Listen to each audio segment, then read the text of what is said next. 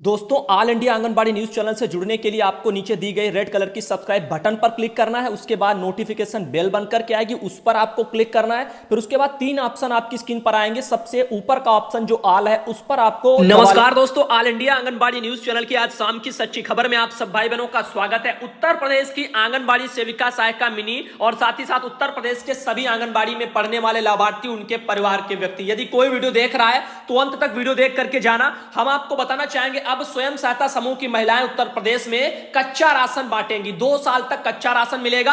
उसकी मात्रा क्या है, प्रति लाभार्थी के हिसाब से क्या क्या मिलेगा और कितना कितना मिलेगा, उसकी मात्रा, वो सब कुछ हम आपको इस वीडियो में बताएंगे। अंत तक देख करके जाना। साथ ही आंगनबाड़ी बहनों, आपको यह भी बता दें कि इसमें किसकी क्या जिम्मेदारी रहेगी। यहां पर निगरानी, जैसे आप लोगों ने नोटिस किया होगा, हार्ट कुक्ड फूड का जो पैसा था वो आता है किसी और के खाते में, यानी प्रधान के खाते में, बनाता है कोई और, यानी कि आपके प्राथमिक विद्यालय वाले। जिम्मेदारी हमसे कहा गया कि हट गई। अब हार्ट कुक्ड किसको दे दिया गया? प्राथमिक विद्यालय वालों को, वो खाना बनाएंगे। लेकिन बिल वाउचर कौन बना रहा है? आंगनबाड़ी। तो कहीं ऐसा यहां पर भी तो नहीं कि पोषाहार बांटे स्वयं सहायता समूह की महिलाएं कच्चा राशन, लेकिन उसका बिल वाउचर बनवाया जाए आंगनबाड़ी बहनों से। तो देख लीजिए, यहां पर 16 पन्नों का पूरा एक फाइल जो है हमारे पास आया हुआ है, ताकि हम आप सबको दिखा सके पूरी विस्तार से जानकारी, किसका क्या काम रहेगा, किसके ऊपर क्या जिम्मेदारी है। और लाभार्थी भी ध्यान दे, आंगनबाड़ी बहनें भी ध्यान दे, प्रति लाभार्थी के हिसाब से क्या क्या और कितनी कितनी मात्रा में आएगा, उसकी विस्तृत जानकारी। साथ ही यह पोषाहार कैसे बनेगा, या जब तक पोषाहार अभी 2 साल बाधित रहेगा तब तक के लिए जो सूखा राशन आएगा उसमें क्या क्या कितना कितना आएगा और किस हिसाब से यानी बनेगा, कहां से सब कुछ इसका रख रखाव होगा, उठाव होगा, कौन लाएगा, किसकी क्या जिम्मेदारी रहेगी, विस्तार से आप लोगों को यदि जानना है तो अंत तक वीडियो देख करके जाना। हम आपको या मतलब थोड़े से लेकर के पूरा जितना भी है सब बता करके आज जाएंगे, कैसे क्या इसका मतलब पूरा प्रोसेस चलने वाला है, जिसमें हम आपको मात्रा भी बता देंगे। तालिका भी मेरे पास है, किस लाभार्थी को कितना क्या मिलेगा, साथ ही कितने पूरे उत्तर प्रदेश में लाभार्थी हैं और उनके हिसाब से एक दिन में कितना यानी कि जो है सरकार पैसा खर्च कर रही प्रति लाभार्थी पर, वो सब आपको हम बताएंगे। बस इस वीडियो को आप लोग अंत तक देखना। आपको समझाना मेरा फर्ज है स्टार्टिंग में कि यह वीडियो बहुत ज्यादा जरूरी है और हर बार देखो आपके लिए पर्सनल एक एक वही चीजें बताई नहीं जा सकती। तो मैंने आपके पोषाहार से जुड़ी हुई हर एक जानकारी को इस वीडियो में पिरो दिया है। आप लोग इसको यदि पूरा देखेंगे तो आज आप लोगों को पोषाहार से जुड़ी हुई पूरी की पूरी डिटेल से जानकारी पता चल जाएगी। अब देखिए, सबसे पहले मैं स्टार्ट करता हूं। यहां पर जो आपके एस राधा चौहान जी हैं, अपर मुख्य सचिव हैं उत्तर प्रदेश में, उन्होंने अपना लेटर भेजा था निदेशक महोदय को बाल विकास पुष्टाहार विभाग में। 1 अक्टूबर को अभी लेटर जो है 4 दिन पहले उन्होंने 3 दिन पहले भेजा है, जिसमें अनुपूरक पुष्टाहार की आपूर्ति के लिए ई निविदा समिति की संतुतियों पर कार्रवाई के संबंध में एक आदेश भेजा था। शायद मैंने 1 अक्टूबर के बाद 1, 2 या 3 में आपको इसको कल परसों में शायद दिखाया भी होगा, नहीं यदि देखा है तब भी देख लो। यहां पर हवाला क्या दिया जा रहा है कि जो है माननीय जो आपका उच्चतम न्यायालय है उसी के आदेशों के अनुसार जो है ये सब कुछ आगे सरकार कर रही है। तो आप लोग देख लीजिए। तो यहां पर 26 फरवरी 2019 का प्रभावी अंश जो है निम्नवत है, ऐसा यहां पर लिख करके भेजा गया है, जिसमें कहा जा रहा है कि माननीय सर्वोच्च न्यायालय के उपयुक्त निर्देशों के क्रम में यह सब किया जा रहा है। पहले 18 जनपदों के लिए राज्य आजीविका मिशन के माध्यम से महिला स्वयं सहायता समूह की जो महिलाएं हैं वही इस पोषाहार का उत्पादन करेंगी और वही वितरण करेंगी। इसका निर्णय जो है माननीय उच्च न्यायालय ने लिया था। लेकिन अभी आपने देखा है तमाम टेंडर वेंडर का जो घपला चला, मैंने पूर्व में बताया। तो अब सरकार ने क्या किया है, मैं शॉर्टकट में समझा रहा हूं। शेष जो आपके 57 जनपद रह गए थे, 18 यानी पहले तो 18 का प्रावधान था, वो तो हम आपको लगभग 4-5 महीना पहले से बता रहे हैं कि उत्तर प्रदेश के 18 जनपदों में पोषाहार जो है स्वयं सहायता समूह की महिलाएं बनाएंगी और वही ब्लॉकों पर बांटेंगी, ये सब होगा। लेकिन अब 75 जनपदों में टोटल हो गया, जो 57 थे उनमें भी यह व्यवस्था लागू है। तब देखो 2 साल यहां पर अभी लग जाएगा। साफ साफ लेटर में भी लिखा है पोषाहार बनाने, कैसे बनेगा, वहां पर मशीनें लगाने यानी फर्म लगाने, इन सब के लिए 2 साल लग जाएगा। तब तक के लिए जो है अब यहां पर सरकार कह रही है कि हम सूखा राशन देंगे। तो सूखा राशन में क्या क्या आएगा वो देख लीजिए और किसके ऊपर क्या जिम्मेदारी है है वो भी लेटर में आज सब क्लियर हो जाएगा, तो अंत तक देख के जाना। सूखा राशन में देखो यहां पर जो लिखा है उस पर हम क्या जो है फोकस करें, इससे अच्छा है जो जो तालिका बनकर के आए लाभार्थी के हिसाब से उसमें खुद ही आपको दिख जाएगा। तो अब हम इस लेटर को छोड़ रहे हैं, आगे थोड़ा बढ़ते हैं ताकि आप लोगों को सब कुछ हम इसी वीडियो में जो है कवर कर पाए। अब यहां पर देख लीजिए, इसमें कुछ और मेन पॉइंट है। उचित दर जो है विक्रेताओं को राष्ट्रीय खाद्य सुरक्षा अधिनियम 2013 के अंतर्गत अनुमन्य ₹70 प्रति जो है यहां पर ऐसे कुछ लिखा हुआ कुंटल के लाभांश का भुगतान करना होगा, ऐसे शायद कुछ लिखा हुआ। फिलहाल के लिए इससे हमें मतलब नहीं है, हम चलते हैं मेन लेटर वाले पर। मतलब मेन तो यह भी था समझाना कि यह किसके अनुसार हवाला दिया गया है, माननीय उच्चतम न्यायालय का। अब देखो आगे यहां पर उत्तर प्रदेश में स्वयं सहायता समूह यानी आपके एसएचजी बोला जाता है, इनको क्या बोला जाता है, एसएचजी। तो इनके माध्यम से ड्राई राशन यानी कि सूखा राशन इसका वितरण होगा। मानक संचालन की पूरी प्रक्रिया हम आपको समझाते हैं जिसको एसओपी बोला जाता है। अब देखिए प्रस्तावना में लिख करके भेजा गया है 0 से 6 वर्ष के बच्चे, गर्भवती महिलाएं, स्तनपान कराने वाली माताएं, ये सब जितने भी लाभार्थी आंगनबाड़ी के उन सब के लिए। तो लिखा है 2 अक्टूबर 1975 को प्रारंभ हुई थी आपकी आईसीडीएस बाल विकास परियोजना। तो ऐसे में बताना चाहेंगे आंगनबाड़ी केंद्रों में नेटवर्क के माध्यम से स्वास्थ्य, पोषण एवं अनौपचारिक शिक्षा सहित 6 प्रकार की सेवाएं प्रदान की जाती हैं। आप सब पूर्व से जानते हो 6 मुख्य सेवाएं हैं आंगनबाड़ी बहनों की आईसीडीएस से रिलेटेड, जिनके बारे में उनको काम करना चाहिए और उनके बारे में पता होना चाहिए। लेकिन यहां पर इन मानकों को साइड में रखते हुए आप सब जानते हो कि सभी सरकारें इन मानकों के अनुरूप यानी विपरीत सारे काम कराती हैं। मतलब जो गैर विभागीय काम है जैसे निर्वाचन आयोग, बीएलओ ड्यूटी, ऐसे काम भी हम लोगों से करा लिए जाते हैं। अब हम उन मुद्दों को भी छोड़ते हैं, हम बात करते हैं पोषाहार की। देखो टेक होम राशन जिसको टीएचआर बोलते हैं, वो आपका 6 माह से 3 वर्ष के जो आंगनबाड़ी में बच्चे हैं, 3 से 6 वर्ष आयु के जो बच्चे हैं, साथ ही आपको बता दें जिसमें प्रातःकालीन स्नैक्स के रूप में गर्भवती महिलाओं एवं स्तनपान कराने वाली जो महिलाएं हैं उनमें कुपोषित बच्चे हैं, जैसे 6 माह से 6 वर्ष वर्ग में जो भी आएंगे, साथ ही 11 वर्ष से 14 वर्ष की जो आयु वर्ग की किशोरी बालिकाएं हैं उनके लिए एसएजी योजना वगैरह भी चलती है। और इनके अंतर्गत प्रावधानों से आच्छादित जो है स्कूल ना जाने वाली जो भी हैं किशोरियां, ड्रॉप आउट वाली हैं, उन सबको जो है पोषाहार मिलता है। तो ऐसे में बता दें आपको, इसमें देखिए क्या है, माननीय सर्वोच्च न्यायालय में योजित जो है सिविल अपील संख्या पड़ी हुई है 2336/2019। इसमें पारित एक निर्णय लिया गया था जिसके तहत स्वयं सहायता समूह के माध्यम से टीएचआर वितरण आपूर्ति के विकेंद्रीकरण पर बल दिया गया है। यह व्यवस्था अब लागू हो गई है। अब हम इन मुद्दों को भी साइड में रखते हैं। 75 जनपदों में अब स्वयं सहायता समूह की महिलाएं जो है यहां पर पूरा सब कुछ रख रखाव इसका करेंगी, बनाएंगी भी, बांटेंगी भी। अब बनाने में भी शायद आंगनबाड़ी बहनों को वही सब करना पड़ जाए जैसे हमारी बहनें आप सब जानती हो हार्ड कुक्ड वगैरह फूड में करना पड़ता है, बिल वाउचर बनाओ, निगरानी करो, सब कुछ करो। तो अभी उसके लिए भी विस्तृत जानकारी है। मैं कह रहा हूं कि पूरा अंत तक देख करके जाना, हम एक एक करके आपको स्टार्टिंग से सब बता रहे हैं। अब देख लीजिए यहां पर किसके ऊपर क्या जिम्मेदारी, जैसे यहां पर आपका आजीविका मिशन वाले हैं, जैसे राज्य ग्रामीण आजीविका मिशन के स्वयं सहायता समूह खाद्य एवं नागरिक आपूर्ति जो विभाग है उसकी उचित मूल्य की जो दुकानें हैं वहां से प्रादेशिक जो कोऑपरेटिव डेयरी फेडरेशन है उनके द्वारा भी सब कुछ काम होगा। ड्राई राशन, गेहूं, चावल, दालें वगैरह है, देसी घी है एवं आपका स्किम्ड मिल्क वगैरह, साथ सूखा पाउडर वगैरह जो दूध होता है उसको बोला जाता है। अब वो सब जो है उपलब्ध कराया जाएगा।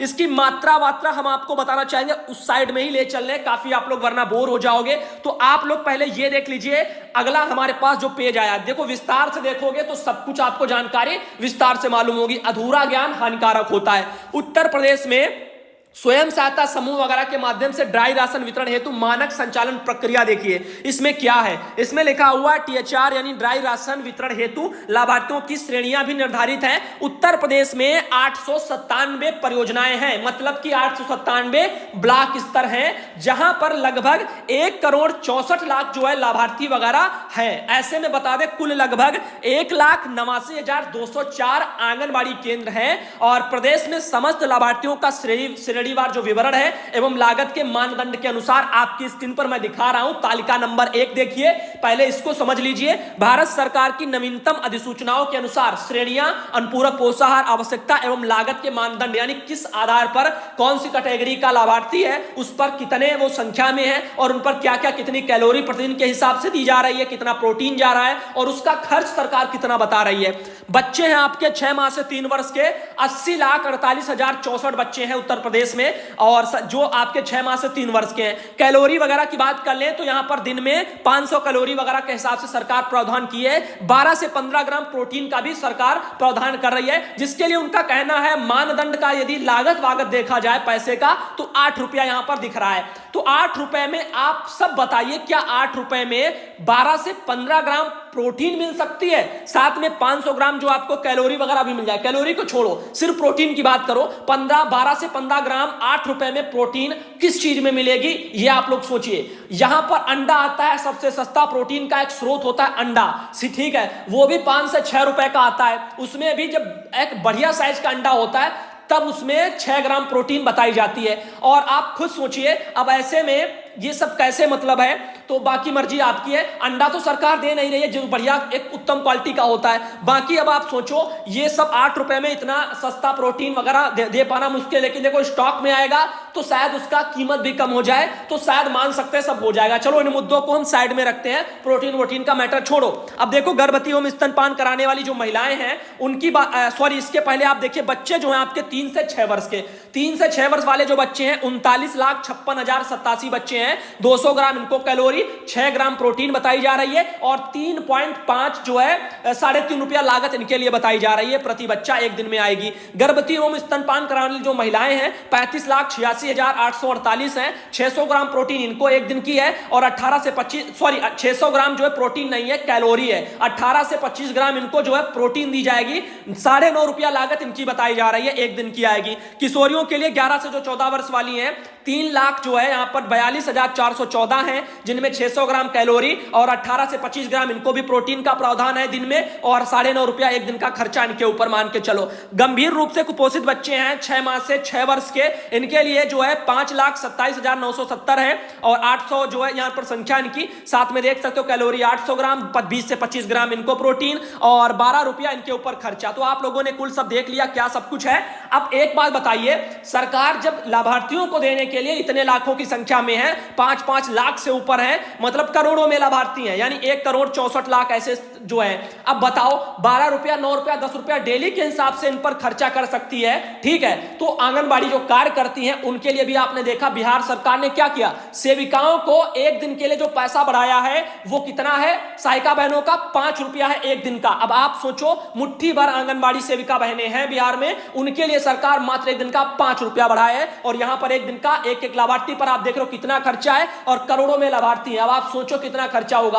अब आपको अंदाजा लग जाएगा कि पोषाहार में कितना बड़ा पैसा आता है, कितना बड़ा बजट होता है, और इसीलिए पोषाहार बाल विकास में सबसे बड़ा एक घोटाला जो है माना जाता है। अब बताना चाहेंगे क्योंकि सारी खेल जो है यहां पर यहीं से जो विभाग का शुरू होता है। अब आप लोग देखिए आगे क्या सिस्टम है। उत्तर प्रदेश में स्वयं सहायता समूहों के द्वारा ड्राई राशन वितरण मानक संचालन की प्रक्रिया हम आपको दिखाने जा रहे हैं, जिसमें लाभार्थी वार जो है मासिक ड्राई राशन की पात्रता, देखो देर हो गई उसके लिए माफी चाहते हैं, बहुत से लोगों ने इंतजार किया होगा शायद इस तालिका के लिए, लेकिन यदि एक तालिका ही देख करके आप लोग भाग जाते हो तो आप लोगों ने समझो सब कुछ मिस कर दिया, आपने कुछ भी नहीं देखा। इसके बाद भी बहुत कुछ ऐसा है जो आंगनबाड़ी बहनों के लिए खास है। ये शायद तालिका लाभार्थियों के काम की हो, बाकी आंगनबाड़ी बहनों के काम का तो अभी बकाया ही पड़ा है। देख लीजिए लाभार्थी समूह में जैसे है 6 माह से 3 वर्ष आयु के जो वर्ग के बच्चे हैं उनके लिए अनाज वगैरह जो मासिक पात्रता एवं आपूर्ति है उसके बारे में, चावल 1 किलोग्राम मिलेगा, गेहूं जो है 1.5 किलोग्राम मिलेगा।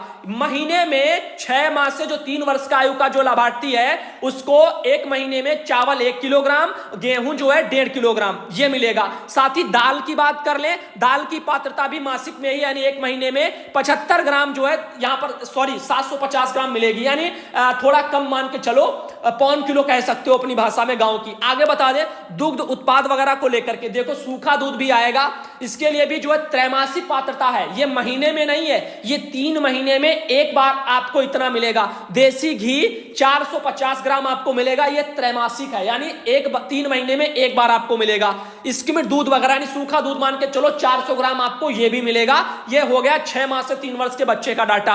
अब बात करते हैं 3 वर्ष से 6 वर्ष के बच्चे का डाटा। चावल इनको भी वही मिलेगा 1 किलोग्राम, गेहूं इनको भी वही मिलेगा महीने में 1.5 किलोग्राम, और साथ ही देखो दाल वगैरह भी उनको शायद यहां पर डैश दे दिया या तो छूटा होगा, मुझे लगता है इनको यहां पर दाल नहीं देंगे, यही नजर आ रहा है। या हो सकता है कि क्योंकि ऐसे ऐसे लगने चाहिए थे आइसन, ये वाला ठीक नहीं लगता है। फिलहाल जो भी है इसमें देखो आगे जो है इनको देसी घी नहीं मिलेगा 3 से 6 वर्ष आयु वर्ग के बच्चे को। इनके लिए केवल कॉलम में 400 ग्राम जो है सूखा दूध आप लोग देख सकते हो। साथ ही गर्भवती एवं स्तनपान कराने वाली जो महिला है एवं स्कूल से बाहर जो किशोरियां हैं 11 से 14 वर्ष की, उनके लिए क्या है, चावल उनको 1 किलोग्राम है, गेहूं उनको 2 किलोग्राम है जैसा कि देख सकते हो, और 75 जो है यानी 750 ग्राम आप देख सकते हो यहां पर उनका दाल वगैरह है, यानी 1 किलो में 250 ग्राम कम है, 750 ग्राम इनको दाल मिलेगा। आगे देखो देसी घी इनको 450 ग्राम मिलेगा, सूखा दूध 750 ग्राम मिलेगा। तो ये गर्भवती और स्तनपान कराने वाली जो महिला है एवं स्कूल से बाहर की जो किशोरियां हैं, सबसे ज्यादा जो है डाइट प्लान इनका है।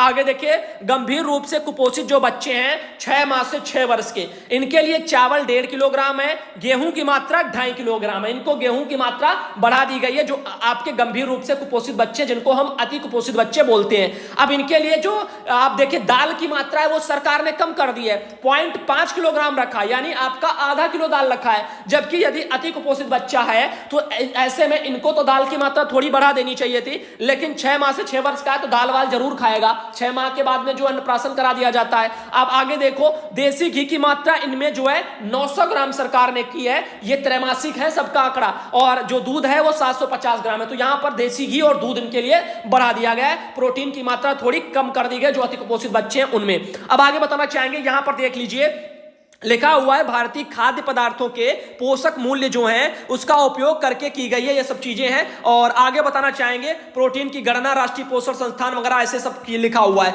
फिलहाल के लिए आप ये देखिए मानक संचालन की प्रक्रिया के लिए एक ये देख लीजिए, स्वयं सहायता समूह द्वारा आपका SHG वगैरह के माध्यम से ड्राई राशन जो THR है उत्पादों के प्रभावों का जो है आरेखीकरण चित्रण ऐसे है। देखो इसमें आपको शायद समझ में ना आए, हम मेन पॉइंट पे आते हैं। नीचे क्या लिखा है, प्रत्येक आंगनबाड़ी को प्रथम चरण यानी कदम के रूप में एक जो है SHG वगैरह एवं PDS वगैरह के सापेक्ष मानचित्र किया जाएगा और ICDS द्वारा इनकी सूची जो है IT मंच वगैरह पर प्रकाशित की जाएगी और SHG वगैरह के प्रदर्शन यानी परफॉर्मेंस के आधार पर UPS वगैरह RLM वगैरह के परामर्श से SHG की मैपिंग और मानचित्रीकरण वगैरह को समय समय पर अद्यतन भी किया जाएगा। मांग पत्र वगैरह भी इनको प्रेषित किए जाएंगे। अब आगे चलते हैं, अगले हम पेज पर चलते हैं। जैसे ये उत्तर प्रदेश में ये और भी देखिए इसमें क्या खास लिखा हुआ, जैसे आपूर्ति में स्थिरता वगैरह के लिए मासिक मांग पत्र वगैरह विभिन्न एजेंसियों को 3 माह की अवधि के लिए प्रदान किया जाना प्रस्तावित कर दिया गया है। तो ये सब इसमें लिखा हुआ है। साथ ही बताना चाहेंगे आगे देख सकते हो मांग पत्र के आधार पर FND वगैरह FNC वगैरह ऐसे कुछ लिखा हुआ, उसकी भूमिका के लिए भी सब लिखा है, यानी गेहूं चावल की आपूर्ति वगैरह कहां से की जाएगी, ये सब कहां से क्या होगा, उन सब के बारे में भी देखो सब इसमें लिखा हुआ है। तो फिलहाल के लिए आंगनबाड़ी केंद्रों में आवश्यक गेहूं है, चावल है, इसकी मात्रा के लिए के साथ साथ जो है उसकी आपूर्ति करने वाले मानचित्र उचित मूल्य की दुकानों से ही जो है प्राप्त कराए जाएंगे, जहां पर सस्ता वस्ता सब मिलेगा। अब देखो आगे लिखा है 21 एवं 30 जो है तारीख के मध्य गेहूं और चावल का उठाव कर लेंगे, यानी पिछले ही महीने सब कुछ हो जाएगा और ये सब हो जाएगा। गेहूं बाद के लिए जो है 45 दिन पहले प्रदान वगैरह प्रेषित कर दिया जाएगा, ऐसा सब यहां पर लिखा है, यानी पहले ही उसका उठाव वगैरह राशन सामग्री कर लिया जाएगा और ताकि कोई चीज बाधित ना हो। अब आगे देखिए अगला यहां पर क्या लिखा हुआ है, मालिकों को जो है आदेशों के निर्गम के लिए गेहूं और चावल का उठाव एवं FPS वगैरह में चावल व गेहूं की निर्धारित मात्रा की अंतिम उपलब्धता तथा मानचित्र वगैरह SHG द्वारा आपका FPS वगैरह से गेहूं चावल उठाव संबंधी अनुवर्ती कार्रवाई वगैरह भी IT मंच के माध्यम से ट्रैक की जाएगी। ये सब कुछ होगा, यानी उसका पूरा निगरानी वगैरह भी होता रहेगा। अब आगे देख लीजिए इसमें और भी ऐसे सब लिखा हुआ है। फिलहाल के लिए मांग पत्र वगैरह हम लोगों से मतलब नहीं है, तो ये आपके जो अधिकारी होंगे वो देखेंगे और स्वयं सहायता समूह वाले जिन पर SHG वालों पर सौंपा गया है वो लोग अपना देखेंगे।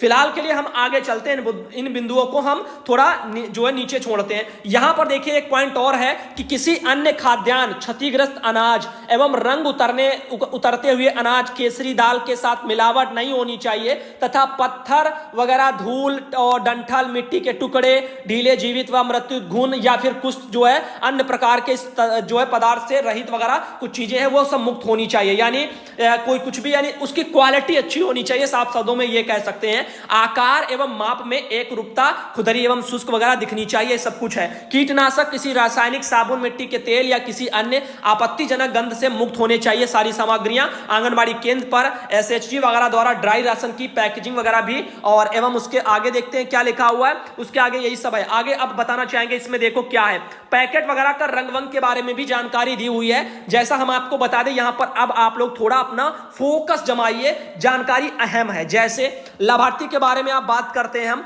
लाभार्थी के लिए लिखा है 6 माह से 3 वर्ष आयु के बच्चे हैं, उनके लिए पैकेट का जो रंग आएगा वो आसमानी नीला रंग आएगा। साथ ही 3 वर्ष से 6 वर्ष आयु वर्ग के जो बच्चे हैं इनके लिए हल्का हरा जो है रंग का पैकेट का रंग आएगा। गंभीर रूप से जो कुपोषित बच्चे हैं लाल रंग का पैकेट आएगा। गर्भवती एवं स्तनपान कराने वाली जो महिलाएं हैं उनके लिए पीला जो है पैकेट आएगा। किशोरी जो बालिकाएं हैं 11 से 14 वर्ष की, जो स्कूल से बाहर हो गई हैं, उनके लिए गुलाबी जो है यहां पर पैकेट आएगा। कंटेनरों के ढक्कन पर निम्नानुसार निर्दिष्ट जो है संदेश प्रदर्शित वगैरह भी कर दिया जाएगा, ऐसा यहां पर लिखा हुआ है। अब आगे देखिए, ये कुछ जो है बिक्री वगैरह के लिए नहीं है, ऐसा भी डाल करके भेजा गया, क्योंकि सरकारी चीजें तो बिक्री के लायक नहीं है, लेकिन फिर भी अब आगे मैटर देखा जाएगा।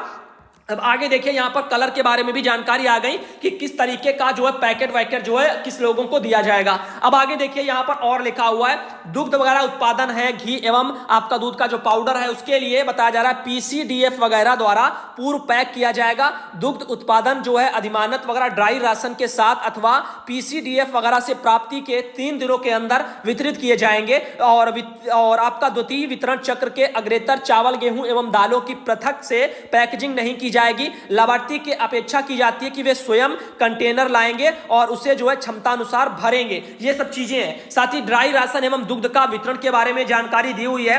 तो यहां पर लिखा है कि आंगनबाड़ी कार्यकर्तियां की होगी। यहां पर देखिए जिम्मेदारियां आ गई। वितरण की संपूर्ण जिम्मेदारी एसएचजी वगैरह एवं मॉनिटरिंग समिति के सदस्यों की उपस्थिति में आंगनबाड़ी कार्यकर्ता की होगी। मतलब वितरण की जिम्मेदारी किसकी है? आंगनबाड़ी की ही है। लेकिन आंगनबाड़ी के हाथों से पोषाहार और ड्राई राशन सब छीन लिया गया। अब जिम्मेदारी फिर कैसी, जब हमारे हाथ में ही नहीं है, वो लाएंगे या नहीं लाएंगे, इसमें फिर से एक मैटर उठेगा वही वाला, जैसे आंगनबाड़ी बहनें अपने हार्ट को लेकर के परेशान रहती हैं। अब प्राथमिक विद्यालय वाले कुछ बनाते नहीं है, ग्राम प्रधान कभी जो है मनमानी करते हैं, तो ऐसे में अब दिक्कतें आगे आने वाली है। ड्राई राशन का वितरण प्रत्येक माह की 5 एवं 6 तारीख को आंगनबाड़ी केंद्रों पर एसएचजी वगैरह के सदस्यों की उपस्थिति में आंगनबाड़ी कार्यकर्ता द्वारा ही किया जाएगा। आंगनबाड़ी कार्यकर्ता द्वारा ड्राई राशन के लिए लाभार्थियों को संगठित वगैरह भी किया जाएगा। देख लीजिए, मैंने कहा था ना पूरा देख के जाना, तभी आपको पता चलेगा। अधूरा ज्ञान हानिकारक होता है। यदि आप देख रहे हो तो बहुत बहुत धन्यवाद, आप ही हो जो पूरा देख के जाते हो और आपको पता है कि आने वाले समय में आंगनबाड़ी बहनों पर ही यह जिम्मेदारी आ गई है।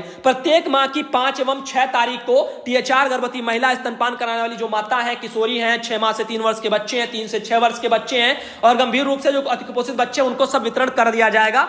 आगे आंगनबाड़ी कार्यकर्ती द्वारा सुनिश्चित किया जाएगा कि आंगनबाड़ी केंद्र की दीवार बोर्ड पर अनुपूरक पोषाहार जो है यानी पोषण कार्यक्रम, जिसको हम एसएनपी बोलते हैं, एवं किशोरी बालिका हेतु योजना एसएजी वगैरह के अंतर्गत लाभार्थी की पात्रता लिखी हो और यह पात्रता आईसीडीएस वगैरह विभाग द्वारा पारित नवीनतम दिशा निर्देशों के अनुरूप होनी चाहिए। आगामी वितरण चक्र के लिए लाभार्थियों द्वारा अपने घर से उन प्लास्टिक कंटेनर को लाना जो है आवश्यक होगा जो उन्हें प्रथम वितरण चक्र में गेहूं, चावल एवं दालों को लेने के लिए प्राप्त हुए थे। यदि कोई लाभार्थी गेहूं, चावल एवं दाल को एकत्र करते हुए जो है करने हेतु प्लास्टिक कंटेनर नहीं ला सका तो वह अनाज को अपने किसी अन्य घरेलू कंटेनर या थैले में ले सकता है। ये जानकारियां हैं। तो देखिए, पहले स्टार्टिंग में जो लाभार्थी आएगा उसको कुछ कंटेनर टाइप का दे दिया जाएगा, छोटा छोटा कुछ बर्तन टाइप का मान के चलो, उसी में अपना वो हर बार आकर के ले जाएगा राशन। आंगनबाड़ी कार्यकर्ती स्वयं सहायता समूह द्वारा, आगे देखिए अगला पॉइंट क्या पड़ा हुआ है, तो स्वयं सहायता समूह द्वारा मापन बर्तन यानी कंटेनर द्वारा इसमें लिखा हुआ है उसका प्रयोग किया जाएगा, जो लाभार्थियों को गेहूं, चावल एवं दालों की विशिष्ट मात्रा प्रदान करने में सहायक भी होगा। यदि कोई लाभार्थी जो है मापन बर्तन कंटेनर की मदद से मापे गए अनाज की मात्रा से जो है अस्वस्थ वगैरह नहीं है तो यहां पर एसएचजी वगैरह द्वारा अनाज को विधिवत नाप तोल कर लाभार्थी को दिया जाना आवश्यक होगा। आगे देखो, आंगनबाड़ी कार्यकर्ती द्वारा वितरण दिवसों पर लाभार्थियों के लिए परामर्श सत्र आयोजित किए जाएंगे। स्थानीय स्तर पर प्रासंगिक व्यंजनों के रूप में ड्राई राशन के उपयोग को बढ़ावा देने वाली जो है यहाँ पर ICC वगैरह गतिविधियां भी वितरण दिवसों पर लाभार्थियों के द्वारा यहां पर प्रदर्शित की जाएंगी। साथ ही स्वच्छता प्रथाओं को अपनाने में ICC वगैरह सामग्री एवं दी गई वस्तुओं से जो है पौष्टिक व्यंजनों की तैयारियों को ICDS द्वारा जो है विधि अनुसार व्यंजनों के साथ साथ ड्राई राशन एवं दुग्ध उत्पादों से जो है उपभोग की लोकप्रियता बनाने के लिए विकसित किया जाएगा। साथ ही और भी देख लीजिए, इसमें सब कुछ लिखा हुआ, वीडियोग्राफी भी उसकी सब होगी। तो ICDS वगैरह के पदाधिकारी द्वारा फोटो वगैरह वीडियो वगैरह सब बनाए जाएंगे। फोटोग्राफ को वितरण के बाद पोर्टल पर भी अपलोड करवाया जाएगा। साथ ही प्रत्येक वितरण दिवस के अंत में आंगनबाड़ी कार्यकर्ता द्वारा उस दिवस को ड्राई राशन जो है प्राप्त करने वाले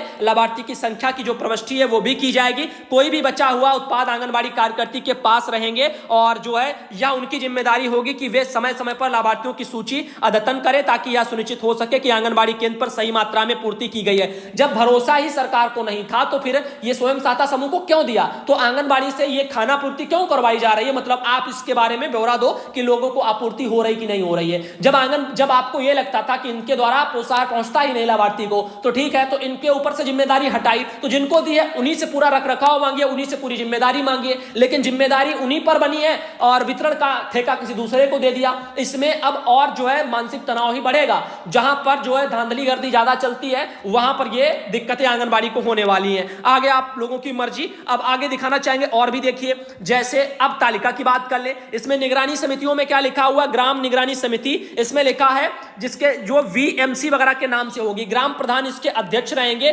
ग्राम स्वास्थ्य एवं स्वच्छता मिशन, उसमें आंगनबाड़ी कार्यकर्ता के अतिरिक्त एक सदस्य और लगेगा। ग्राम पंचायत का सदस्य एक सदस्य और होगा। टेक होम राशन लाभार्थी जो है माता के लिए और रोटेशन से एक सदस्य होगा। किशोरी लाभार्थी यानी अधिमानता वगैरह वीरांगना दल की सखी हो, सहेली हो, रोटेशन से एक सदस्य वो भी नियुक्त कर दी जाएगी। भूमिका दायित्व तो आप देख रहे हो, आंगनबाड़ी केंद्रों पर सूखे राशन वगैरह के वितरण के साथ साथ दुग्ध उत्पादक की उपलब्धता भी होगी। सूखे राशन के साथ साथ स्वयंसेवी समूह द्वारा दुग्ध उत्पादनों का वितरण भी होगा। स्वयंसेवी समूह जो है ये सब चीजें मतलब लिखी हुई जो भी है।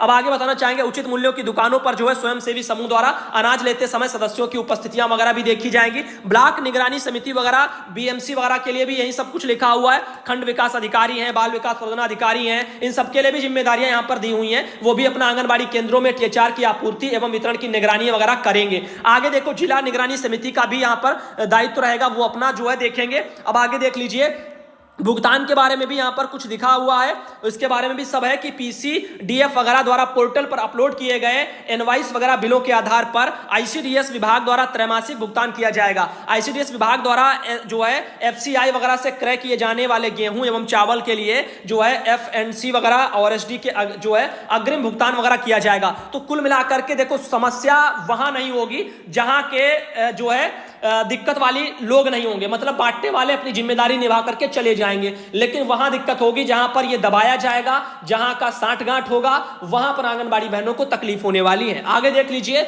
लिखा है जो सारांशित वगैरह भूमिकाएं एवं जिम्मेदारियां और क्या क्या हैं उसके बारे में भी लिखा। फिलहाल ये हम नहीं पढ़ने वाले, जो भी था वो हमने आपको बता दिया। बाकी सब वही लिखा है, कहां से क्या खरीदा जाएगा, दाल स्थानीय बाजार से आएगी, अनाज का रख रखाव उठाव कहां से होगा। ये फिलहाल के लिए आंगनबाड़ी बहनों को जो है उठाव नहीं करना है। आंगनबाड़ी केंद्रों पर THR वगैरह खुद ही वो लोग लेकर के आएंगे, बंटवाएंगे, आंगनबाड़ी बहनें उसमें जो है मदद करेंगी। बचेगा तो शायद वहीं पर रख दिया जाएगा या जो भी हो अपना उठा के ले जाए। तो फिलहाल के लिए जो निगरानी है, बंटवाने का काम, वो सब आंगनबाड़ी बहनों के ऊपर ही है। तो जिम्मेदारी ये नहीं कह सकते हट गई है, जिम्मेदारी जैसी कि बहनों पहले थी वैसी अभी भी है। तो अब आप लोग बताओ, आज का यह वीडियो आप लोगों को यहां पर तकलीफ भरा लगा है, मैं जानता हूं। यदि आपने पूरा वीडियो देखा तो आपको सच्चाई पता है। लिखा है, धनराशि काटकर शेष धनराशि इसी महीने घी, स्कम्ड वगैरह मिल्क पाउडर की आपूर्ति के लिए सब जो है स्वयं सहायता समूह वाली आंगनबाड़ी केंद्रों पर सूखे अनाज, चावल, गेहूं आपूर्ति के लिए जो है मानदंडों के अनुरूप जो है रसीद आधारित जो है हस्तांतरित वगैरह भी कर दिया जाएगा। ये सब यहां पर लिखा हुआ। तो धनराशि वनराशि का जो काम है वो सब शुरू हो चुका है। आने वाले समय में बहुत जल्द आप लोगों को देखने को मिल जाएगा। मैंने स्टार्टिंग में ही आपको बता दिया था, पहले 18 जिलों के लिए बोला था कि पोषाहार बंद हो जाएगा और वहां पर ब्लॉकों पर बनेगा। अब पूरे जगह पूरे उत्तर प्रदेश में हो गया, लेकिन अभी 2 साल पोषाहार तो नहीं आने वाला। जो आपको लाल, पीला, नीला, गुलाबी जो भी हमने हरा बताया है पैकेट, वो 2 साल बाद देखने को मिलेंगे। लेकिन अभी आपको क्या मिलेगा? कच्चा राशन मिलेगा 2 साल तक। तो 2 साल तक आने वाला कच्चा राशन, उसके बारे में मात्रा, प्रति व्यक्ति क्या क्या है, कितना है, वो सब हमने बता दिया। तो अब आपको उम्मीद है वीडियो पसंद आया होगा और काफी जानकारी भरा लगा होगा। यदि आपने अभी तक देखा है तो कमेंट बॉक्स में एक बार जरूर लिखना कि हाँ सुधांशु भाई, हमने आपका यह वीडियो पूरा